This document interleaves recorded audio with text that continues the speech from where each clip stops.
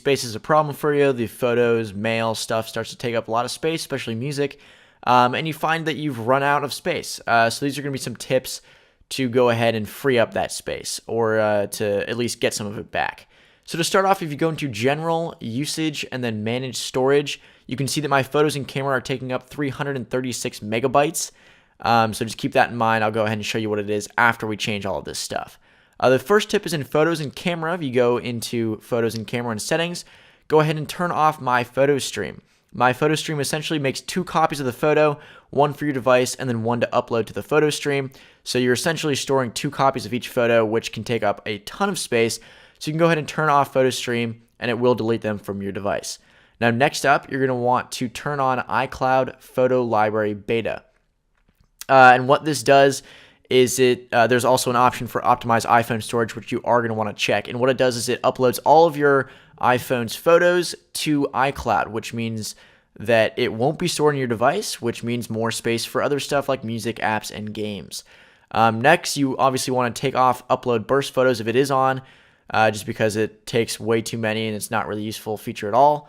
iCloud Photo Sharing also turn off, as well as Keep Normal Photo. This means that there will be a normally exposed photo in addition to the HDR version of the photo, which means that whenever you take a photo, Apple will take 2 copies. One is an HDR version, which is better quality, and one is a normally exposed version. You don't really see that one, but it just gets to be a lot of space. It takes up a lot of space on your device when you're storing multiple copies of the same photo.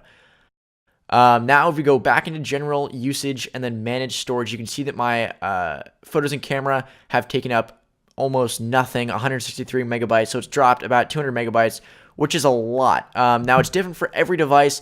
I also recommend going ahead and deleting some old photos that you're not going to use. That will also help. Now, the next tip is in Mail, Contacts, and Calendars.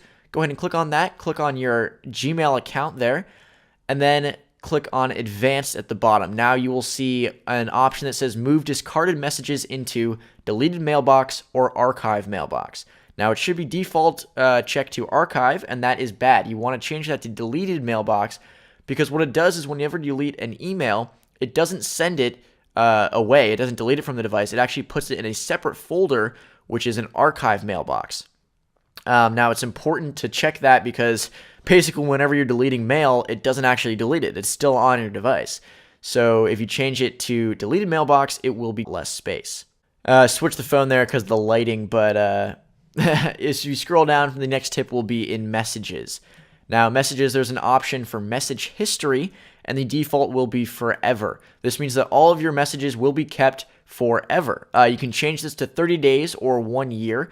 And what will happen is it will automatically delete all of your last messages, your last text messages or iMessages between whatever period you select. So 30 days, any text message after or before 30 days, it will automatically delete. Same with 1 year. So you guys can go ahead and choose which one of those you want. You know, this is only really useful if you're someone who doesn't really text that important stuff.